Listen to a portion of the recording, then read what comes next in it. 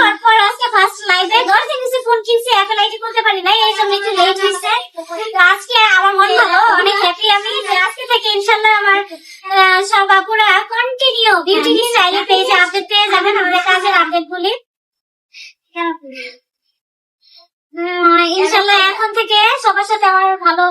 হ্যাঁ আপু, আমার তো ফোন চুরি হয়ে গেছে। হ্যাঁ, পার্লার থেকে নিয়ে গেছে। তাই করলেন না কেন? চুরি করছি তো, সিসি ক্যামেরা পার্লার ছিল। চিঠি করে পাইবেন, সমস্যা নেই।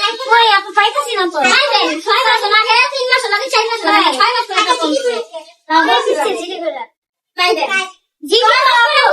এই থানার, রূপনগর থানার সব মহিলা পুলিশ যারা আছে, মহিলা পুলিশ সবাই আমার কাছে আসে, সবার সাথে ভালো বর নেবে।